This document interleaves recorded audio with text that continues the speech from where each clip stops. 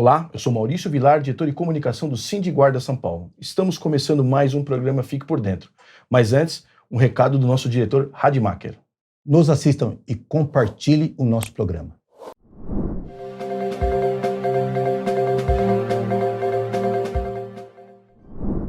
Nesse bloco aqui, Rademacher, nós vamos falar de 2 projetos de lei que estavam na Câmara, na pauta, para a ordem do dia.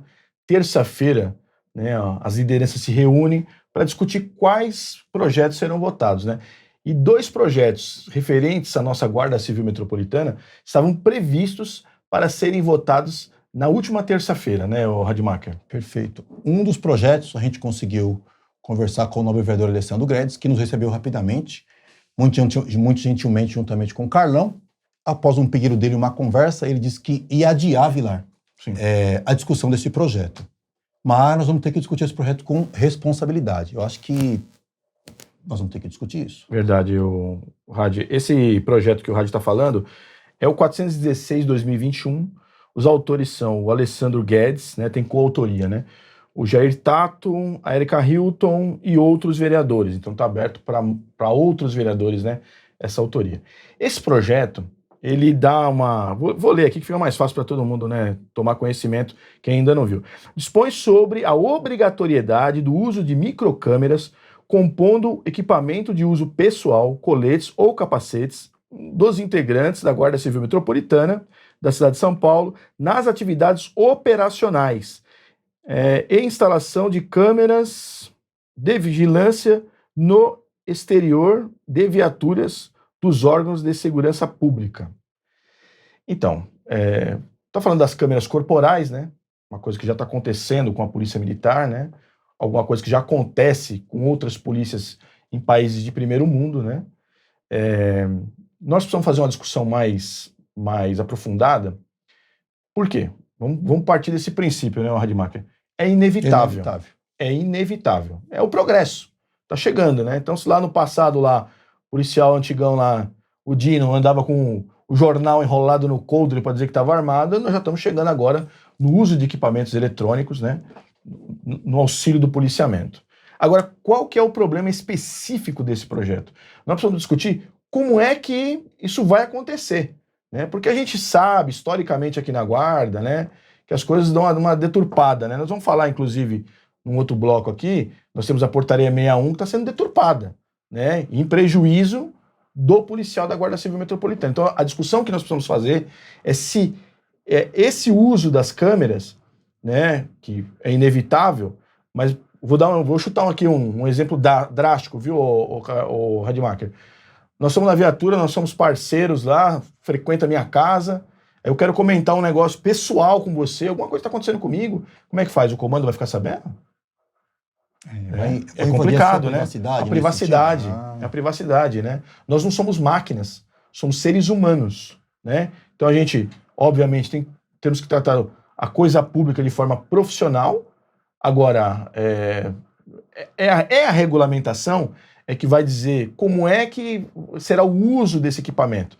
Se ele vai ser um uso que realmente beneficia a sociedade paulistana ou se ele vai ser usado para prejudicar o indivíduo, por exemplo, porque fez um comentário dentro da viatura, porque nós temos direito à opinião. É lógico que quando você externa a sua opinião durante o serviço, você está representando a instituição, é outro departamento, mas dentro da viatura, você e seu parceiro conversando durante o patrulhamento, pelo amor de Deus, Rad? Então, esse é um dos meus temores, Mas, assim, nós não estamos se opondo ao projeto, eu quero que os novos vereadores entendam isso. Nós queremos ver como será regulamentado esse equipamento na nossa instituição. Como você disse, Vilar, como a portaria 61, como é que vai ser o uso desse equipamento aqui na nossa instituição? Esse é o meu temor. Qual é a finalidade que isso vai ter, O outro projeto, nós falamos de 2 aqui, nós já começamos com o 416, é o 78/2020, de autoria do Holiday, Fernando Holiday, Rodrigo Goulart, delegado Palumbo e do Felipe Beccari. Esse projeto aqui, ele tem uma coisa interessante, Ele estabelece dever do município de prestar assessoria jurídica gratuita para membros da Guarda Civil Metropolitana que sofram processo judicial por conta do desempenho de suas funções. Então isso é interessante, né? Porque às vezes vamos pegar um acidente de trânsito, por exemplo, né? Então o guarda se envolve no acidente de trânsito. O que esse projeto está propondo é que a Procuradoria do município passe a fazer a defesa do policial ali, aquele policial que está dirigindo a viatura. Nós estamos dando aqui um exemplo de ocorrência, tá? Então eu acho que isso é interessante, né? É uma coisa interessante. Existe a força da administração pública, né? Obviamente que tudo na vida tem bônus e ônus, né? Talvez vai ter ocorrência que você não queira que seja defendida pela Procuradoria do município. Mas, enfim, o projeto, né? Ele foi adiado também, que parece que tem alguns, né? A conversa de bastidores é que parece que quer estender isso para outros servidores, né? Então, por exemplo, vamos pegar assim, tem contato com o público com mais, vamos dizer assim, com mais atrito em determinadas situações, um agente vistor, por exemplo, né? Então, que a Procuradoria faça também a defesa do agente vistor, né? E quando eventualmente ele sofreu algum processo, né? Esses dois projetos foram retirados de pauta para essa discussão mais aprofundada. Eles estão em segunda discussão, então já houve a primeira discussão, já foram aprovados em primeira discussão, e agora está aguardando a segunda discussão. Obviamente, o Sindiguardas vai fazer essa discussão na Câmara. Prontamente, né? Estaremos lá. E com certeza faremos a defesa aqui dos interesses dos policiais da GCM.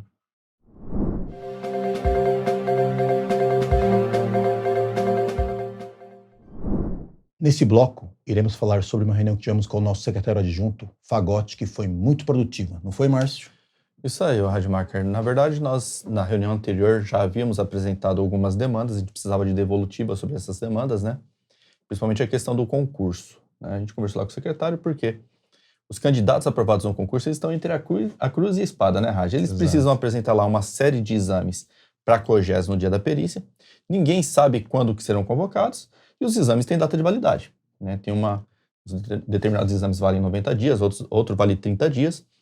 E o candidato fica sem saber se ele faz o exame e corre o risco de perder porque passou os 90 dias, ou se ele não faz e corre o risco de chegar lá e não ter o exame ainda na mão porque demora alguns dias para sair, né? E a gente falou para o secretário a importância de estabelecer um cronograma de convocação, né? Não precisa ser nominal, mas, por exemplo, números.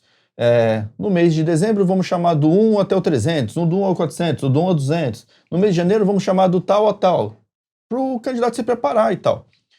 O secretário, ele estava tendo uma visão, Rademacher, de que a COGES chamaria o candidato primeiro, para depois ele ser reconvocado e apresentar os exames. Não é isso que está escrito nos protocolos técnicos lá, né? Ele falou que, de qualquer forma, ele vai consultar a COGES sobre isso. Se o candidato, de repente, chegar lá, eu não estou com todos os exames em mão, falta algum exame aqui, se tem um prazo para reapresentar, então ele vai consultar a COGES.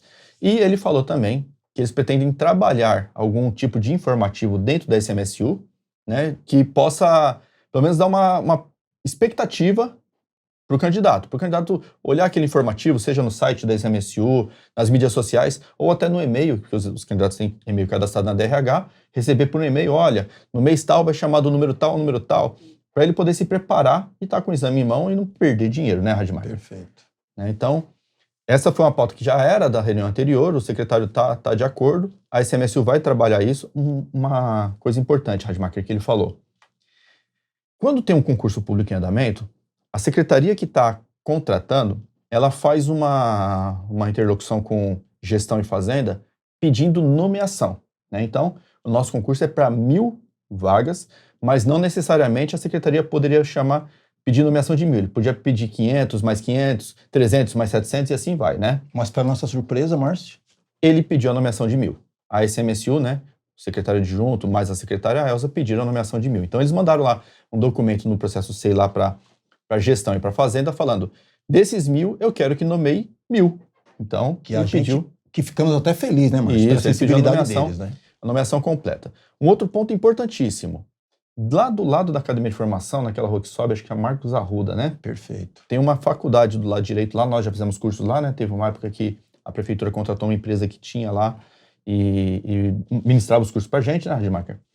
A SMSU está fazendo um contrato de locação com essa faculdade, porque a faculdade tem o quê? Estrutura e capacidade. Ela tem uma estrutura que consegue atender várias pessoas, capacidade lá de colocar 1.000 pessoas, 1.500, sei lá, quantas lá dentro, né?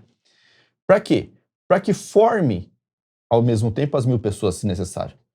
para que não interrompa as atividades da Academia de Formação em Segurança Urbana, para que não precise fazer 2 turnos. Essas foram as palavras do secretário.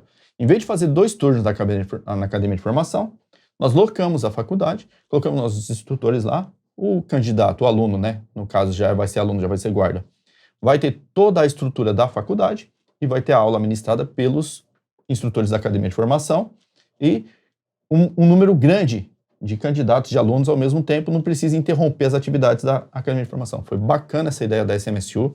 Eles já estão prevendo essa alocação para fevereiro de 2023, né? Ou seja, se até fevereiro de 2003 iniciar um grupo menor de alunos na Academia de Formação, eles vão estudar na Academia de Formação. A partir de fevereiro, março, a faculdade já vai ter estrutura para atender lá 1.000 pessoas tranquilo, né, Rademacher? Sim, a gente acredita que nas próximas semanas, né, Márcio, que ele ficou de nos dar um retorno em relação às nomeações.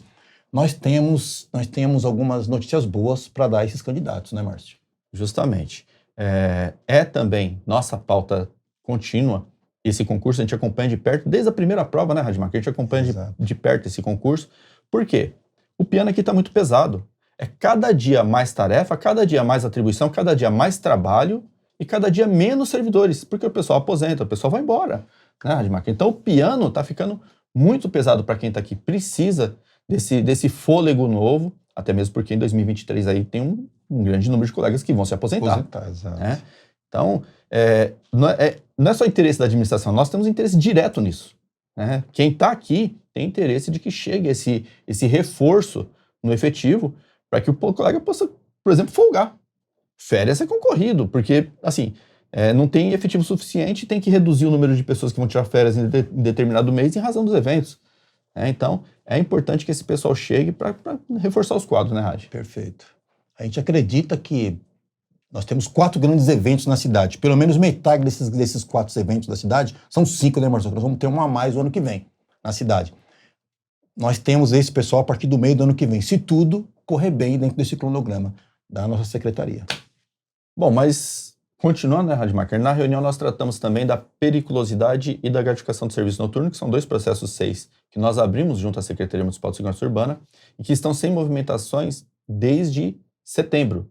Acho que o processo da periculosidade está desde o dia 27, o do serviço noturno desde o dia 21 de setembro, parados no mesmo setor lá da gestão, da Secretaria de Gestão. Assim, a Prefeitura deve periculosidade para os nossos servidores desde maio, né? Está enrolando, o que acontece? Só vai acumulando o valor a ser pago, né? Então, assim, eu vou até fazer uma crítica aqui. Aconteceu lá uma mudança na Secretaria de Gestão, mudou o secretário, o que acontece? Ancoraram a gestão. A gestão não anda, é inerte. É inerte, está parada, ancorada, não se movimenta. Eu não sei o que aconteceu ali, se perdeu os servidores, não dá para saber, mas assim, o fato é que a gestão está atrasando a municipalidade inteira. E aí tá lá o processo com o procurador lá, o tanto da periculosidade, da insalubridade para o motociclista que a gente pediu, do serviço noturno. O que o secretário fez? Antes da nossa reunião, ele entrou em contato com o doutor Cristiano, que eu acho que o doutor Cristiano é um procurador que deve ser chefe lá na gestão, que faz essa chefia da assessoria jurídica lá. Ele falou, pô, os processos estão parados, ninguém movimenta e tal. E o procurador ficou de dar uma resposta para ele sobre em que pé que estava, quem seria, né, que vai fazer o despacho e tal. De qualquer maneira, o secretário se comprometeu a nos dar um retorno agora no mês de dezembro, né, na primeira quinzena do mês de dezembro, sobre esse processo. Né? Seja para falar lá o que está acontecendo, por que está parado, justificar por que não se movimenta. Né? Mas o que é importante disso? O secretário, assim como nós, ele reconhece que o pagamento é retroativo. Né? Então, não tem por que esse processo ficar parado um ano ali e depois falar que vai começar a pagar agora. Não, o pagamento é retroativo. A gente levantou a questão de mudança de exercício, né, Rademacher? Mudou o exercício 2022 para 2023. Isso implica em alguma coisa no pagamento? Vai dar problema? Ele falou que não, que na prefeitura não tem esse... Né, o que é débito, né? Seja o do exercício 2022, seja o do exercício 2023, vai ter que pagar. Né? Serviço noturno está calculando errado, continua calculando errado, continua parado lá no mesmo lugar. E uma coisa que ele pediu para a gente, ele falou assim, olha, faz um documento mais elaborado sobre a gratificação do motociclista, da insalubridade para o motociclista. Veja bem, a insalubridade, ela ela é incompatível com a periculosidade. Ou o servidor recebe insalubridade, ou ele recebe periculosidade. Ele não recebe as duas. A periculosidade é maior o valor da gratificação. A de insalubridade ela é de 10, 20 ou 40%, ou seja, ela é menor do que a de periculosidade, que é 50% daquele valor de R$ 755. Contudo, o servidor não precisa necessariamente receber a gratificação de insalubridade, mas é importante que ele tenha no seu registro do PPP, que é o Perfil Profissiográfico Previdenciário, a insalubridade registrada, porque isso permite a ele uma aposentadoria diferenciada, uma aposentadoria com 25 anos de atividades insalubres. Para quem ingressou na Guarda Civil depois de 2004, isso faz toda a diferença. Para quem ingressou antes de 2004, 2003 para trás, tem que pesquisar, porque essa aposentadoria ela não traz a paridade e ela faz um cálculo por média. Mas para quem ingressou a partir de 2004, que o cálculo vai ser média de todo jeito e que não tem a integralidade nem paridade de qualquer jeito, ela pode ser vantajosa, né? Então, o que a gente pede para a Secretaria? Olha, quando for emitir um PPP, um Perfil Profissiográfico Previdenciário, de um guarda civil que trabalhou com uma atividade de motociclista, que reconheça a atividade como insalubre, porque isso vai diferenciar lá na hora dele se aposentar e a gente faz a gente consegue fazer essa discussão com o servidor que tem esse interesse, né? Assim como o pessoal da ambiental também, pelo manejo de animais. E ele falou, faça um documento mais elaborado, por quê? A SP-Trans tem motociclista, a CET tem motociclista. Ambos podem pegar essa insalubridade pelo regime CLT. A CLT tem lá uma legislação que trata disso, eles podem pegar tanto a periculosidade quanto a insalubridade. Mas, para nós aqui de São Paulo, a periculosidade não traz a aposentadoria diferenciada, a insalubridade traz. Então, o interessante é para quem está lá na IAMO ou pilota motocicleta em qualquer departamento da Guarda Civil Metropolitana, que ele receba a periculosidade no olerite, mas que ele conste a insalubridade no PPP. Nós vamos fazer esse ofício à Secretaria para que ela dê andamento junto a isso à gestão, né, que é uma âncora lá, para que insira na portaria 53, lá no anexo 2 da portaria 53, a atividade de motociclista como insalubre. Mas, Rádio, a gente falou também para ele do prêmio de desempenho. Lembra que naquela reunião anterior, a gente já havia pedido, olha, está sobrando dinheiro, a prefeitura está sobrando dinheiro, então o prefeito Ricardo Nunes nadando no dinheiro, lá igual tio Patinhas, né? Tá nadando nas moedas lá. E tá, né, Márcio? Tá sobrando dinheiro. Não dá para aumentar a segunda parcela, que está prevista em 1.000, aumentar para 2.500 e tal, ele dá a resposta para a gente, né, Rádio? Ele nos deu uma resposta de que o ano que vem, bom, vamos melhorar isso, né, Márcio? Ele vai pagar os 1.000 esse ano, perfeito? Isso. E o ano que vem, nós iremos fazer uma discussão para aumento do prêmio, né, Márcio? Foi o que ele nos prometeu. Isso. Tecnicamente, existe uma dificuldade em se remanejar o valor do prêmio de desempenho, porque já existe um decreto prevendo, ou seja, teria que passar por várias mãos para mudar o valor do prêmio de desempenho, embora seja possível, tecnicamente é desgastante, vamos dizer assim, né? Então, o que eles falaram? É mais fácil focar no prêmio de desempenho de 2023 no valor teto, que é R$5.000, e deixar essa segunda parcela de R$1.000 garantida, até mesmo porque ela foi determinada pelo prefeito. O prefeito determinou o prêmio de desempenho deles desse ano vai ser R$3.500.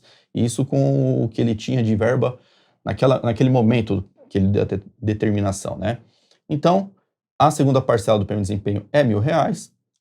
O prêmio de desempenho de 2023, a gente já começa a negociação, já começa a discussão para que seja um prêmio integral de R$5.000, né, Raj? Boa.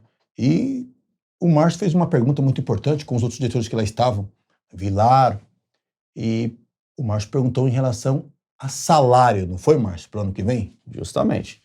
Nós falamos, olha, o portal da transparência demonstra lá, aliás, a página do portal da transparência está até mais larga, né? Tanto dinheiro que tem na Prefeitura de São Paulo. Dinheiro tem sobrando, né? Assim, o prefeito tem reunião com secretários uma vez por semana, ele está sempre ali falando com os secretários. O que o prefeito fala sobre reajuste e tal, né? E é interessante conversar com o Fagotti, que o Fagotti vem de um setor muito técnico da prefeitura, então ele conhece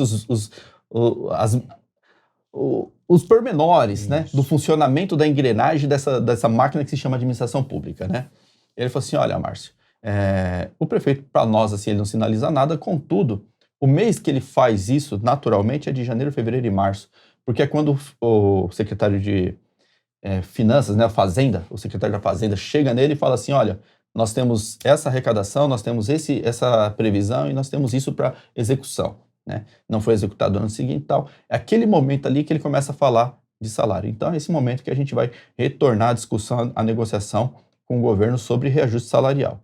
Em reuniões afora aí, né, onde o prefeito comparece, ele nunca negou que ele tem uma intenção de uma reposição salarial em janeiro. Nunca falou em índice, nunca falou qual que seria o índice, se seria de 0,01, como a gente tem visto aí para trás, ou se seria de 50%, como a gente viu na grande mídia aí, acho que no governo do estado, né? O pessoal aí ganhando 50%, mas ele fala em interesse em reposição salarial. Veja bem, quando o projeto do subsídio tramitou na Câmara Municipal, a fala de apresentação do projeto era: vamos tirar os servidores da Guarda Civil Metropolitana da política de 0,01. Então, não pode ser mais 0,01, né, Rademacher? De qualquer forma, a SMSU tem nos recebido, né, Rademacher? A gente pede reunião, o pessoal tem nos recebido, e a gente vai continuar essa discussão, seja com a SMSU, seja com a gestão, seja com o próprio prefeito, né? Mas a gente vai continuar essa discussão, porque a gente tem uma parcela muito grande da Guarda Civil Metropolitana que no ano de 2022 ficou no 0,00. Não teve nem o 0,01, ficou no 0,00. O Rademacher aqui não foi. O Vilar, por exemplo, também não teve zero de reajuste. E muitas pessoas ali que estão no nível 2, nível 3, nível 4 tiveram zero de reajuste. Esse pessoal precisa ser abrigado na próxima, né, discussão salarial. Não dá para deixar de novo o pessoal sem reajuste, né, Rádio? Exato. E assim, a gente fica até um pouco mais tranquilo, né, Márcio? Que minimamente vamos conseguir dialogar com gestão. Não vai ser aquela discussão, Márcio, atordoada como foi a do subsídio, né? Não foi uma discussão, a gente entende que não foi, não abrangeu todos os níveis, e também a forma que se deu também não foi uma forma que agradou todo o efetivo, né? Sim, tinha pressa, né, de passar, né? Não foi amplamente muito, embora tivemos duas audiências públicas, mas assim, ouviu-se as pessoas, mas não se mudou nada no texto inicial. Né? O texto inicial, do jeito que estava, passou, assim, tal. De qualquer forma, a gente avançou, né, Rademacher? Exato. O tempo lá da letra era de 21 anos, diminuiu para 18, a gente continua avançando, né? Então, se tem boa fé por parte do governo, a gente espera aí que em 2023 a gente conquiste aquele reajuste que seja justo, né? Um reajuste que seja justo para toda a categoria. Perfeito.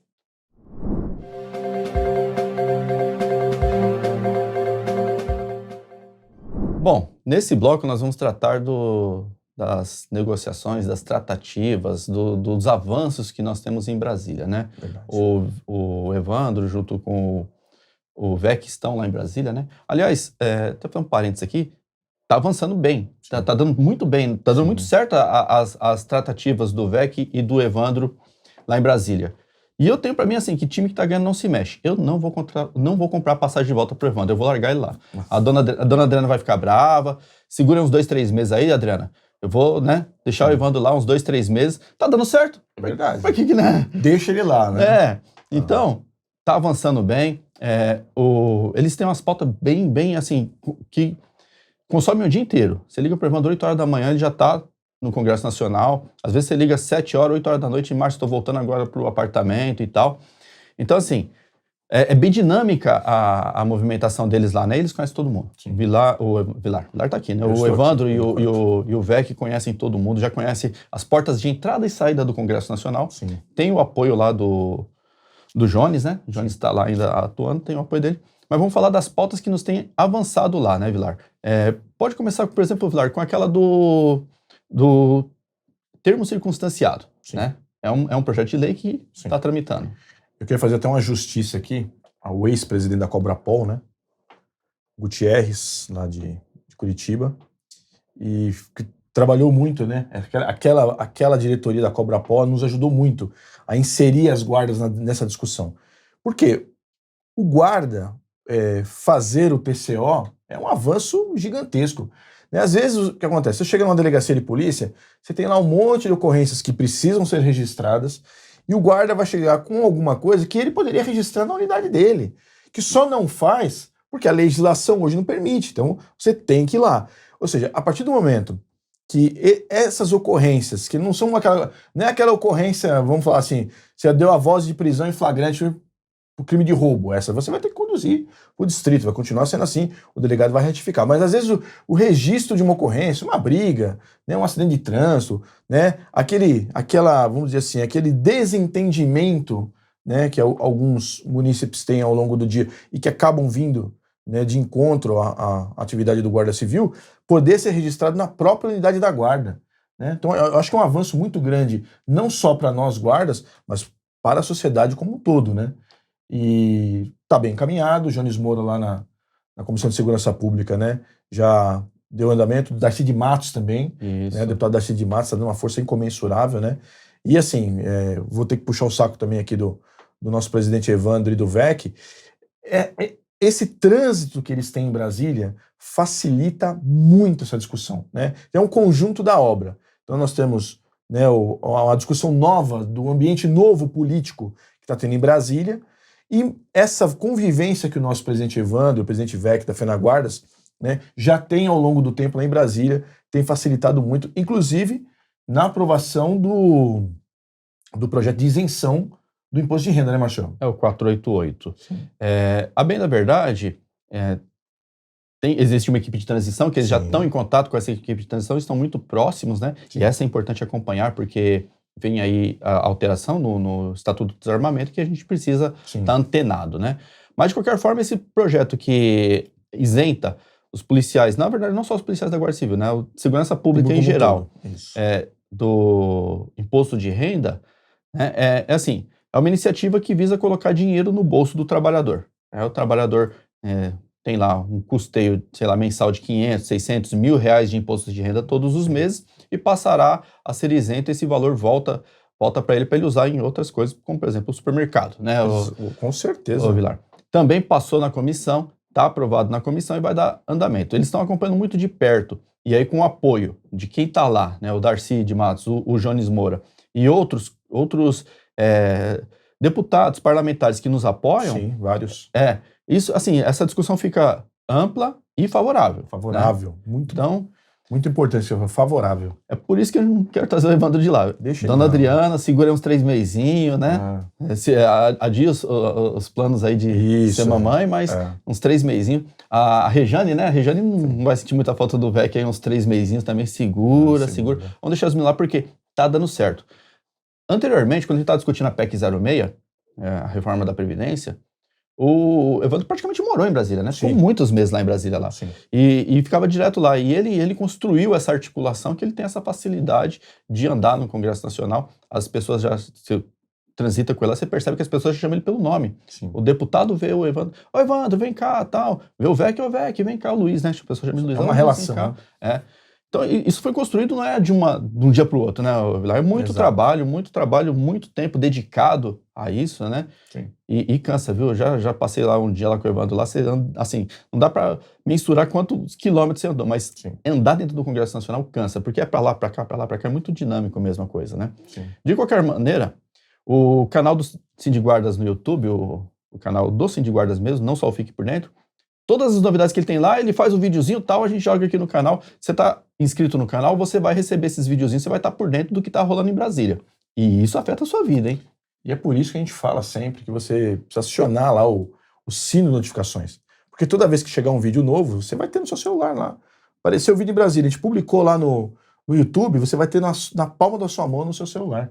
Inclusive, né, provavelmente vai chegar algum vídeo aqui, a composição, guardas que estarão compondo a equipe de transição. Aí eu queria ligar uma luz amarela, né? Uma luz amarela. Então, ou seja, tem o guarda lá de Barueri, que é o Reinaldo Monteiro, né? O nosso deputado Jones Moura anunciou a presença dele lá, ele vai estar nomeado, né? Que acho que é a nomeação que se faz, né, na equipe de transição, né, como um membro dessa equipe. E aí eu tenho uma preocupação, eu, Vilar, particularmente, eu tenho uma preocupação. Qual a preocupação que eu tenho, Marchão? Ele, ao longo da campanha, que ele foi candidato a deputado federal, né? Ao longo da campanha, aí ele apresentou lá eu vou chamar de um produto, um negócio chamado Segurança Pública Básica. Então eu particularmente, desde o ano 2000, nós estamos brigando para que o guarda civil metropolitano seja tratado igual a qualquer outro funcionário da segurança pública, seja da Polícia Federal, da Polícia Militar, da Polícia Rodoviária Federal. O tratamento tem que ser igual, né? Nós temos atribuições diferentes, mas o resultado, um exemplo, quando dá errado, quando o policial morre, é igual, né? E aí, assim, ao longo do tempo, Estatuto de Desarmamento, nós somos tratados diferente das outras polícias. Previdência, nós somos tratados diferente das outras polícias, né? Então nós estamos brigando para colocar lá a 275, né, a PEC 275, colocar a guarda no caput do 144, para ninguém falar mais que não tem poder, está no caput, tem poder de polícia, né? Porque aí é órgão, é o rol taxativo lá da segurança pública, né? Aí nós estamos brigando, na 275 inclusive, aposentadoria, igual ao dos demais policiais. Como é que nós, alguém que ao longo da sua trajetória política, né, e aqui eu não vou me ater se é uma trajetória política relevante ou irrelevante, mas o fato é que tem uma trajetória política e aí está sendo, por essa trajetória política, sendo colocado nesse grupo, né, que vai tratar da transição. Como é que alguém que vai nos representar ali, né, bem entre aspas, vai chegar e falar assim, não, olha, a Polícia Militar, a Polícia Civil, a Polícia Federal, eles fazem segurança pública, nós fazemos segurança pública básica. É um contrassenso sem precedente, né? Eu espero que o Jones Moura, porque ele que está capitaneando, né, a equipe de transição lá, que ele tenha essa preocupação de chegar para a equipe de transição e falar o seguinte, ó, é igual, segurança pública, esquece esse negócio de base. Acabou a eleição, viu? A eleição acabou, então a propaganda já ficou para trás. Nós temos que tratar do quê? De proteger o nosso público, os policiais das guardas municipais. E não dá para proteger os policiais das guardas municipais buscando nos diferenciar dos demais policiais. Nós somos iguais aos demais policiais. Nós temos que ter tratamento igual dos demais policiais, né, Matheus? Justamente, Vilar. E aí quando você faz essa fala da preocupação com a defesa do policial, eu já imagino o seguinte, a defesa do interesse da categoria Guarda Municipal Brasil afora. Sim. Né? E aí, cara, eu vejo alguns documentos rolando aí pelo WhatsApp, por exemplo, de alteração no decreto do desarmamento, prevendo lá possibilidade de venda de curso. Isso não é interesse da categoria profissional. Não. Isso é interesse de alguém que ganha dinheiro com isso. Umbilical. Umbilical. Isso é interesse, camarada, de alguém que pode até estar dentro da Guarda Municipal, mas que visa enriquecer. Então, tem algumas formas de ganhar dinheiro licitamente, né? Trabalhando é uma forma lícita de ganhar dinheiro, né? Então você trabalha lá, nós somos concursados, guardas são concursados, então trabalha, ganha o seu salário. Né? Obviamente, se eu sou um instrutor, eu vou dar uma aula legítima, não tem problema nenhum. Você ter conhecimento e transmitir conhecimento. Você vai dar aula e tem que receber pela aula. Agora, o que não dá é para ter uma legislação assim, colocar no meio de uma discussão que nós estamos buscando o coletivo tratar do umbigo do Vilar. Aí não dá. Tem uma terceira forma de ganhar dinheiro também, é Pix também. Se você quiser fazer o meu, quer que eu passe meu Pix aqui ou não? Então. Aí, Vilar, vai lá e coloca lá no decreto lá, olha, as prefeituras poderão contratar a escola do Vilar para ganhar dinheiro. Aliás, as prefeituras deverão contratar a escola e tem que ser a escola do Vilar. Não pode ser outra escola, né? Assim, isso é interesse da categoria? Quem que vai ficar rico com isso? Quem que vai passear em Búzios, Rio de Janeiro com isso? Não dá, é a categoria?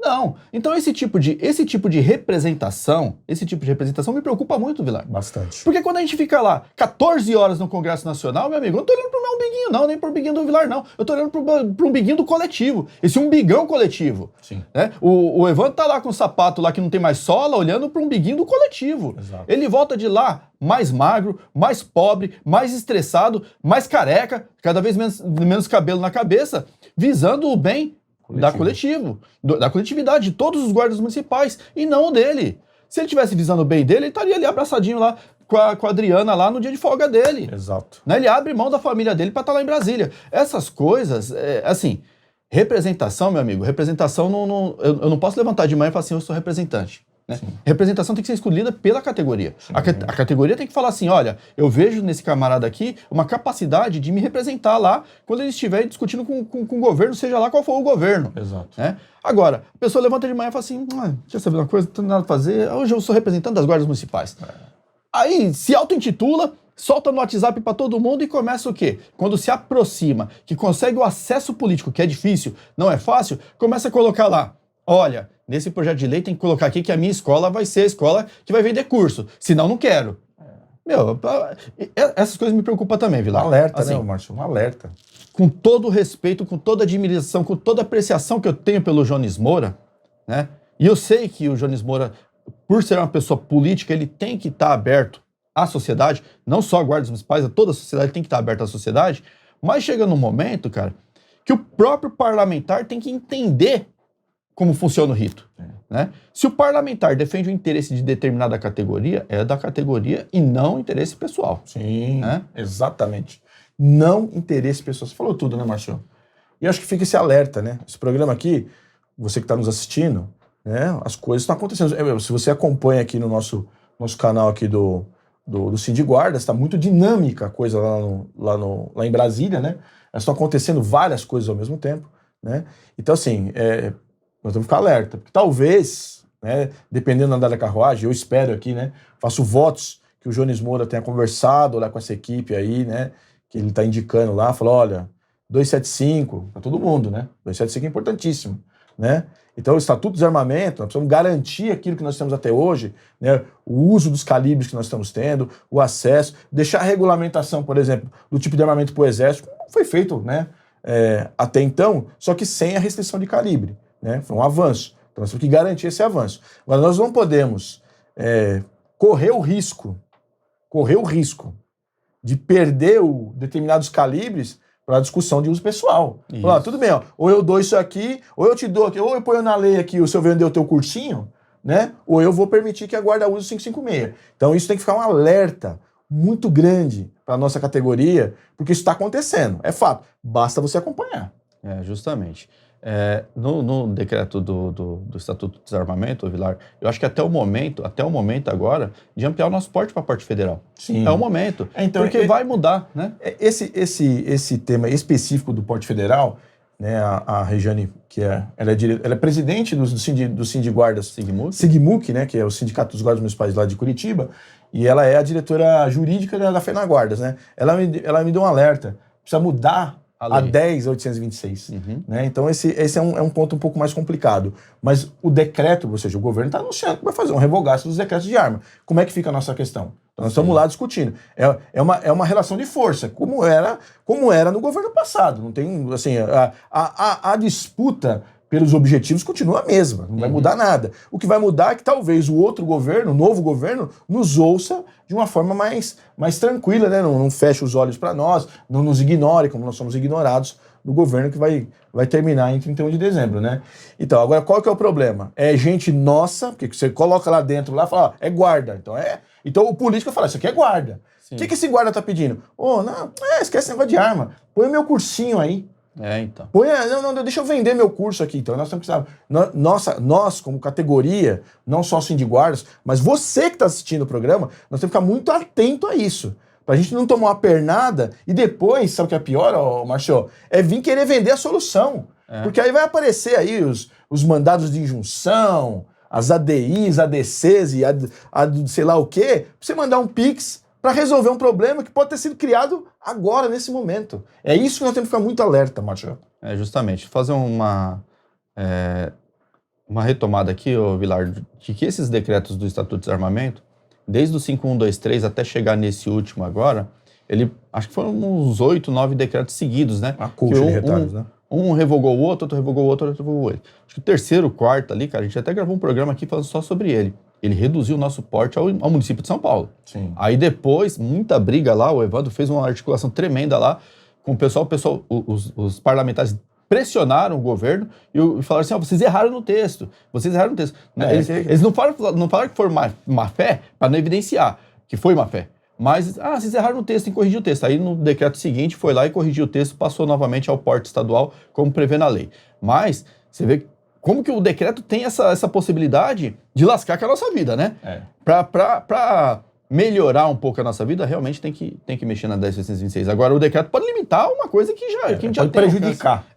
Exatamente, pode prejudicar. Assim como, né, a gente pode até falar, devia ter falado no bloco da reunião lá, mas a gente pode até falar, a portaria 61 aqui, do jeito que ela está sendo interpretada, né? Você falou aqui já no programa, do jeito que ela está sendo interpretada, lá o decreto também, eles podem fazer uma interpretação mais rígida, né? Vamos dizer assim, uma interpretação restritiva. Exato. E, assim, dificultar o que já é difícil. A nossa vida não é fácil. Aí eles conseguem dificultar o que já é difícil, né? Então, você vê, né? Nós estávamos num governo armamentista. Aí sai um decreto que restringe o uso de arma por guardas municipais. Você está dizendo, nós tivemos que fazer uma briga, né? Os parlamentares pressionarem o governo e falar, escuta, vocês estão errando aqui, ó, né? É assim, e todo o decreto tem que passar pela Senasp, né? Alguém da Senasp tem que dar uma canetada lá, os técnicos da Senasp, né? Aquela Senasp lá que tava, sei lá, com quantos policiais militares lá, né? Aí passou despercebido, né? Passou despercebido lá, a restrição de porte de arma para as guardas, passou despercebido, né? Agora você imagina, tá entrando agora o governo que tem o caráter desarmamentista. Sim. Então, algumas pessoas desse governo não querem que nós usemos armas. É legítimo da pessoa, é a convicção dela, é legítimo. Agora, veja bem, imagina nós, guardas, numa disputa dessa, quer dizer, nós guardas, assim, um guarda colocado lá nessa discussão, e aí ele abre mão. Não, lá que sai pra lá, aprova o cursinho. Porque no bojo da discussão, a pessoa que é desarmamentista vai falar assim, não, guarda não pode usar isso, guarda não pode usar aquilo. É a visão legítima daquela pessoa. Nós, enquanto categoria, nós vamos brigar. Não, nós precisamos dos melhores equipamentos. Nós não usamos fuzil. Quem fala que a guarda usa fuzil é mentira.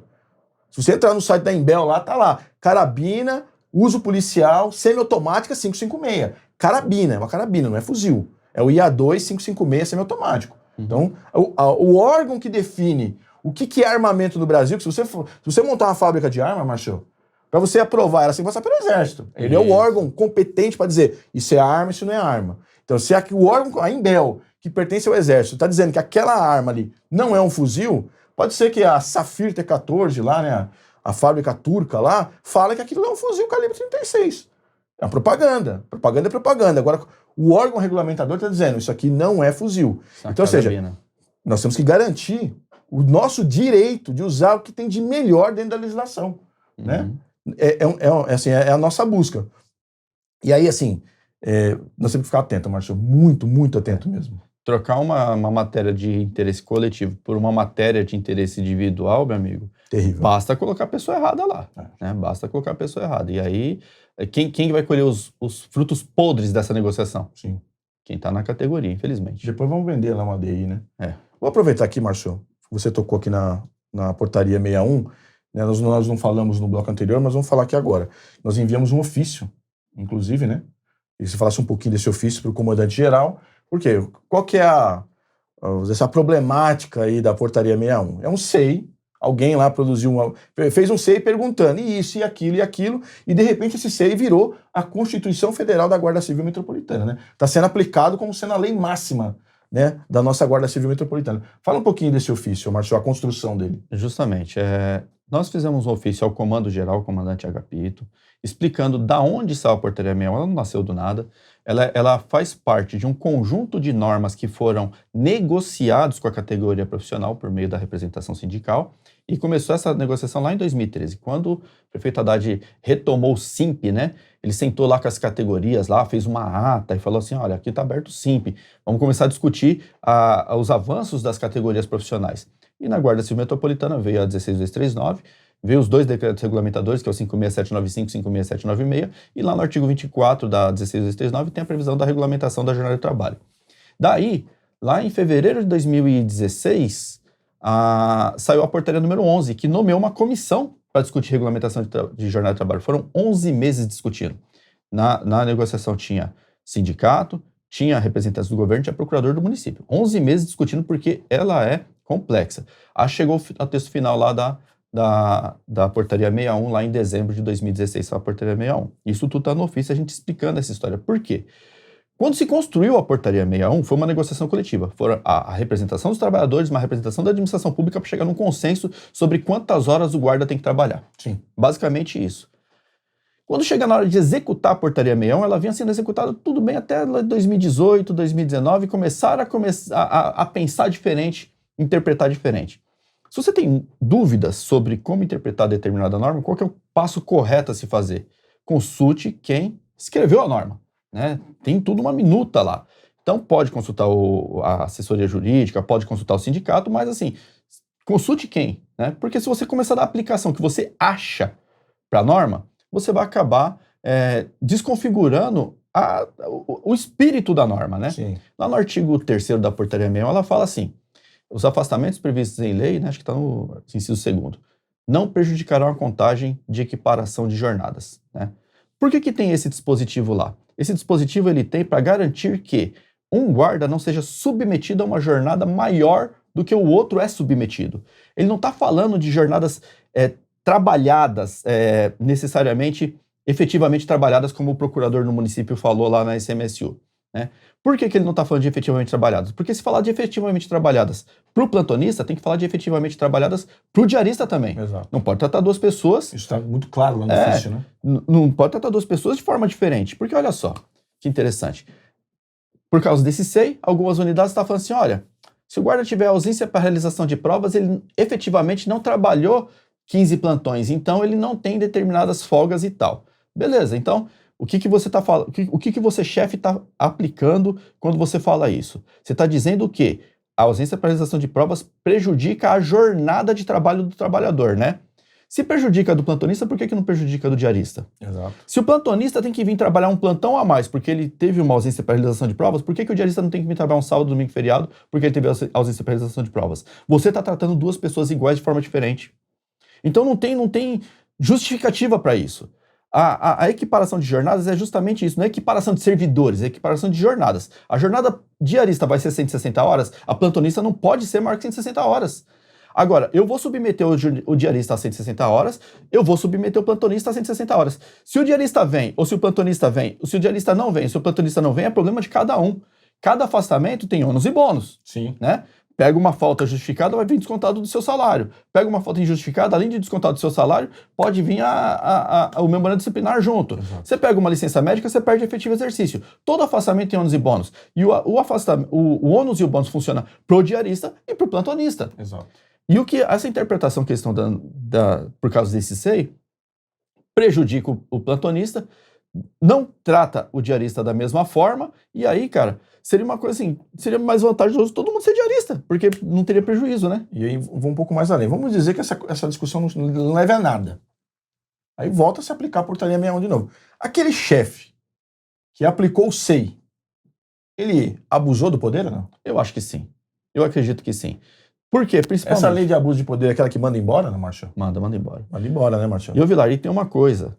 Eles estão aplicando um SEI por determinação de alguém, que acredito que da Suplan, mas não tem nada palpável, uma ordem de serviço mandando aplicar. Sim. Não tem uma ordem de serviço. Aí, quer dizer, fica aquele negócio de boca, né? Faz aí e tal. Quando o negócio vira, e a gente pode judicializar isso, aí fala assim, não, mas eu não dei ordem nenhuma, não. A gente já cansou de ver isso aqui na Guarda Civil. Né? Não tô sabendo nada disso, não, e tal. E assim, isso gerou uma coisa, Vilar, um descontentamento, olha só, descontentamento, estresse do efetivo e injustiça, porque o efetivo está sendo injustiçado. O nosso ofício, eu vou até pedir para colocar disponível aqui na descrição o link para você acessar, e você vai ver lá que o ofício está explicando direitinho por que não se pode tratar dois servidores iguais de forma diferente. O ofício está muito claro. Se o comando geral não tomar alguma medida, ou até a ICMSU não tomar alguma medida para que se uniformize esse entendimento da portaria 61 e as unidades passem a respeitar o plantonista, a gente pode judicializar essa questão ou pode fazer outras ações aí com o prefeito, por exemplo, né? Não roube a folga do seu trabalhador porque ele está trabalhando, Exato. né? Mas assim... Ferramenta para o sindicato fazer essa defesa que não falta, né? Nós estamos no campo do diálogo, mas precisar ir para o campo da canelada também não tem problema, né, Martinho? Justamente. E o que é mais assustador, Vilar, é que desse SEI, surgiu uma interpretação do decreto lá do horário de estudante, decreto de 2018 lá do horário de estudante. Assim, a Prefeitura do município de São Paulo tem mais de 80 mil servidores, centenas não, milhares de gestores que podem ser diretores, gestor, chefe de unidade, comandante de inspetoria, tem milhares, né? Em todas as secretarias aí tem chefe, tem unidade e tem servidor. Uma unidade, em toda a Prefeitura de São Paulo, uma unidade interpretou que o servidor que pega ausência para realização de prova, então, você está estudando, você pegou lá, você é diarista, né? Então você está estudando, você pegou ausência para realização de prova segunda e terça. Mas diarista não tem banco de horas, o que eu faço? Você vai ter que vir trabalhar sábado e domingo. 80 mil servidores, um chefe, entendeu que o horário de estudante tem que ser compensado. A lei de abuso de autoridade, né, Marcelo? Aquela que manda embora, né? Cara, é inacreditável, o malabarismo jurídico que se faz para dar uma interpretação dessa. Porque, assim, a gente tem, por exemplo, na Procuradoria-Geral do município, tem chefe e tem procurador que é subordinado. Como é que o procurador não conseguiu interpretar dessa forma, um chefe de unidade interpreta dessa forma? Sabe? Que, se você pegar a ausência para realização de provas ou se você sair no horário de estudante no dia a dia, você sai 1 hora mais cedo, no outro plantão você tem que ficar 1 hora a mais para compensar essa hora que você... Meu... Sabe, é irritante, cara. Porque da onde tirou essa interpretação, pelo amor de Deus? Ele pega lá o artigo 10 do decreto que fala assim, olha o que o artigo 10 fala. É competência do chefe da unidade fiscalizar a frequência do servidor estudante. Beleza. Aí, a frequência do servidor estudante, ela tem 2 aspectos aí. Um que é aquele que você sai 1 hora mais cedo ou entra 1 hora mais tarde, que é a saída diária. Sim. E o outro que é a ausência para realização de provas. Sim. Na saída diária, se você pega o horário estudante de terça a sexta e você saiu na segunda-feira, 1 hora mais cedo, essa saída foi irregular. Sim. O que acontece com essa saída, já que ela foi irregular? Essa 1 hora você tem que compensar. Exato. Então o decreto ele fala para você compensar essa hora que você foi irregular. Irregularmente. Porque ela está escrita até assim, se for o caso, deverá compensar. Aí, a ausência para realização de provas, ela não tem previsão de compensar. A ausência para realização de provas é o seguinte, você não compareceu ao serviço porque vai fazer a sua prova de faculdade, certo? Certo. Você tem até o final do mês seguinte para trazer um comprovante de que a prova ocorreu e outro comprovante dizendo que você estava presente. Então, são 2 declarações e um comprovante só. Sim. 1, a prova ocorreu. 2, você estava presente. Se até o final do mês seguinte você trazendo essa comprovação, a sua ausência está regular, você não precisa mais prestar conta. Se você não trouxer uma declaração de que a prova ocorreu ou que você esteve presente, esse dia que você ficou ausente, ele se transforma em falta injustificada. O chefe sequer tem poder de justificar. Porque o decreto... na norma, né? O decreto prevê. Se você não justificar lá com essa declaração de que a prova ocorreu e que você estava presente, é falta injustificada. Porque pode acontecer, Vilar, vamos supor, você está lá agendado no dia 5 de dezembro, você tem uma prova na sua faculdade, né? Aí o Vilar vai lá e notifica a unidade, olha, dia 5 de dezembro eu não vou comparecer ao serviço porque eu vou fazer a prova da faculdade. Chega no dia 5 de dezembro, malandramente, o Vilar fala assim, sabe uma coisa? Nem vou fazer prova e nem vou trabalhar. Já era. Né? Quer dizer, quando você pedir lá o comprovante para a faculdade vai falar assim, olha, Maurício de Mendonça Vilar, você não veio? Você não veio, eu não posso te dar um comprovante. Significa que aquele dia é falta injustificada. Não existe hipótese de compensação, né? E aí, assim, quem é chefe de unidade e quer dar uma interpretação dessa, faça o seguinte, cara. Converse com o chefe do comando operacional, converse com o SOP, converse com o SUPLAN, converse com o SAI, converse com o procurador do município, da assessoria jurídica, se for o caso. Mas, assim, é muito arriscado. É muito arriscado. Como você falou, Vilar, é uma coisa que implica responsabilidade funcional. É muito arriscado você dar uma interpretação que entre os milhares de chefe que tem na Prefeitura de São Paulo, ninguém deu. Ninguém. Não tem nenhum chefe que pensou isso, cara. Né?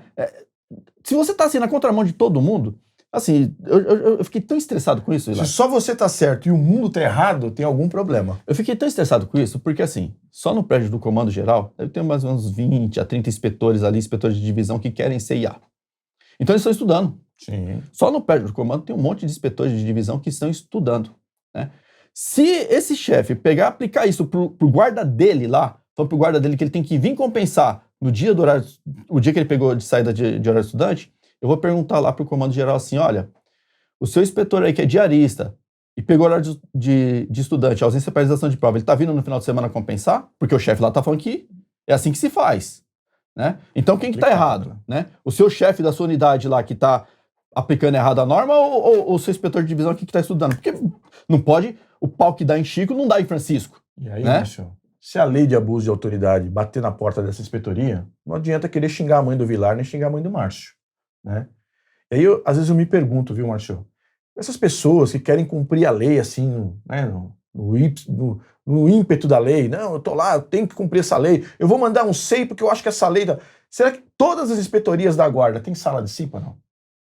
Tem uma lei que diz que tem que ter a CIPA e que onde tem CIPA tem que ter a sala da CIPA. Então, ou seja, a estrutura física da unidade tem que ter uma sala exclusiva para o atendimento da CIPA.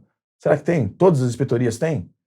Então, a gente vê assim que é um exagero de interpretação para prejudicar o policial da guarda. Né? Eu não consigo ver de outra forma, né, Marcelo? Então, Vilar, isso me causa uma indignação tão grande, Vilar, porque assim, a Guarda Civil tem inúmeros problemas.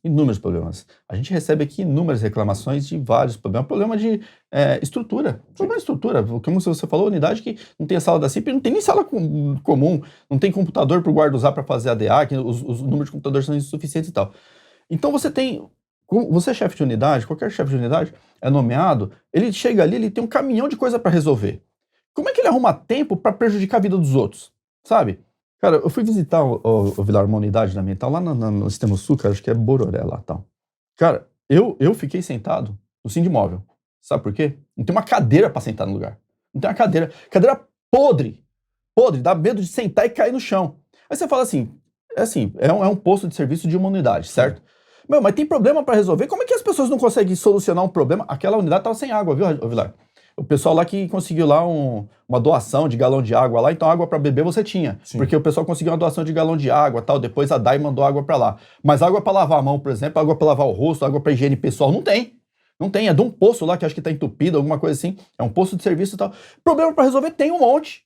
Como é que você consegue tempo para lascar com a vida do guarda, mas não consegue tempo para resolver problemas que é do chefe resolver? Exato. Né? Se a gente tem um posto de serviço que não tem uma água para você lavar a mão, fazer higiene pessoal, no meio de uma pandemia que voltou a contaminar meio mundo, a gente tem um problema grave. Né? Aí eu consigo pensar em lascar com a vida do estudante, desestimular o estudo. Olha só, eu tenho uma lei, 8989, eu tenho um decreto que estimula o servidor público a estudar, porque o servidor público mais qualificado é melhor para a sociedade. Aí eu vou lá e falo assim, quer saber? Eu vou desestimular. Se ele quiser estudar, ele que vem aqui no dia de folga trabalhar. Sabe? E consegue tempo para fazer a interpretação do capeta, mas não consegue tempo para resolver problemas que tem que resolver, que a administração pública tem que resolver. Ou é o guarda que tem que levar a cadeira para ele poder sentar e fazer uma refeição lá no posto de serviço, que ele fica 12 horas no mínimo, já que é rendição no local. Exato. Sabe? Essas coisas que deixam a gente indignado, cara. Às vezes até perca a linha aqui, sabe, Vilar? Porque isso me dá uma angústia, chega assim, dá até gastrite, cara, de raiva, de ver que tanta coisa que a gente podia ajudar, pra que prejudicar, cara? Viu, Marcelo, o alento que nós encaminhamos o ofício lá para o comandante Agapito, né? O comandante Agapito, que, diga-se de passagem aqui, tem mantido um canal de diálogo muito importante, muitas questões que às vezes, né, precisam ser resolvidas, são coisas operacionais ali, um probleminha operacional, quando a gente senta com o comandante, as coisas têm acontecido, ele resolvido, né? Ele resolve. É isso que diferencia o gestor do chefe, né, o Vilar? O gestor, ele resolve problemas. O comandante Agapito, o subcomandante Wilson Batista, SOP, a gente apresenta as demandas, eles resolvem os problemas. A visão é focada em resolver problema e não dificultar a vida de ninguém, né? Tanto que a gente vê nas operações aí, a última que teve lá da Vila Madalena, prontamente com um telefonema, o pessoal conseguiu lá um remanejamento para ninguém passar do horário e tal. Então eles estão focados em resolver problema. Eu acredito também, Vilar, que ele vai resolver essa questão. E a importância do Sindiguardas encaminhar o ofício, né, Marcelo? Sim. E aí, assim, esperamos uma solução em breve para esse problema, justamente por quê? Porque a construção da norma foi discutida com a entidade de classe, não tem por que você mudar toda a lógica da norma sem discutir com a entidade de classe e, assim, causando uma injustiça, porque o que está fazendo é injustiça, né? Tirar a folga do plantonista, cara, ele já trabalha o mês inteiro. Faz a DACzinha ali, né, 10 dias por mês, cara. O camarada tem 3, 4 dias para ficar em casa com a família. Aí porque ele pegou um covidzinho, né, ficou 2, 3 dias em casa, ou porque ele pegou a sensibilização de provas, você tirar a folga do camarada, ele não conseguir se planejar, isso é injustiça. Isso é injustiça. Assim, não se viu isso na história da guarda anterior, cara. Não se viu. Aí inova pra, né? Difícil, viu, Vilar? Bom, chegamos ao final de mais um programa Fique por Dentro. Você que nos acompanha cotidianamente, está sempre ligado no canal do Sindiguardas SP, percebeu que a gente está no estúdio diferente, né, Vilar? A gente está gravando aqui no estúdio gentilmente cedido pela BV Comunicações, enquanto o estúdio do Sindiguardas passa por uma readequação. Nós estamos reformulando, reapresentando aquele estúdio para trazer novidades para você. Mas não vai embora ainda não, porque o Vilar vai te dar um recado. E é verdade, Marcelo, um recado importantíssimo, que é você que não é inscrito, se inscrever. Você que já é inscrito, vai lá no Sino Notificações. Por que o Sino Notificações?